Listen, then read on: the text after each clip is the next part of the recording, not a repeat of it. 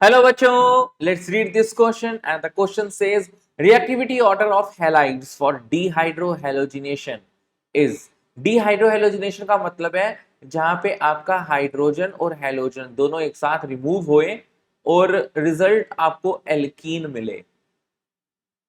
जैसे अगर मैं एग्जांपल के तौर पे आपको समझा दूं डीहाइड्रोहैलोजिनेशन को, तो यहां पर CH3 CH2Br लिखा है। अगर dehydrohalogenation strong base like alcoholic क्यूएच के प्रेजेंस में होता है।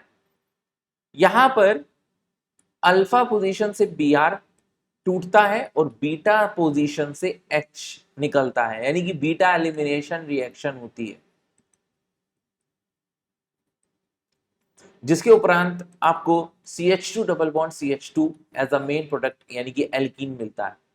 तो देखा जाए there is the cleavage of the RX bond involved in this process dehydrohalogenation. अब RF और RI में कौन जल्दी टूटेगा? जो जल्दी टूटेगा वो ज्यादा जल्दी डीहाइड्रोहैलोजिनेशन दिखा पाएगा। तो अब आप जानते हो कि ऑन मूविंग डाउन द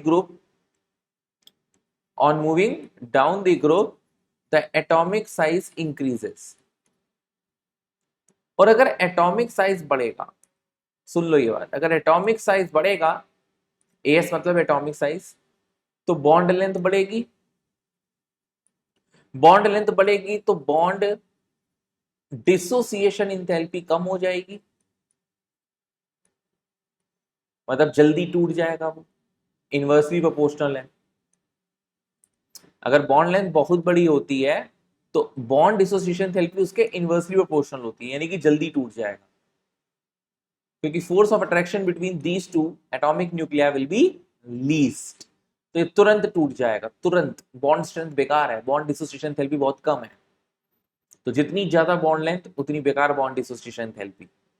तो ये जल्दी ज्यादा इसकी रिएक्टिविटी होगी टुवर्ड्स दी डीहाइड्रोहैलोजिनेशन। तो ऐसा ऑप्शन कहाँ है जहां पे आपको RI सबसे पहले स्थान पे मिले, फिर RBr मिले, फिर RCl मिले और लास्ट में लीस्ट रिएक्टिव RF मिले। तो आयोडीन के बाद ब्रोमीन आ रहा है, ब्रोमीन के बाद क्लोरीन और फिर fluorine. So the correct option is B. I hope you understood this question. Best of luck.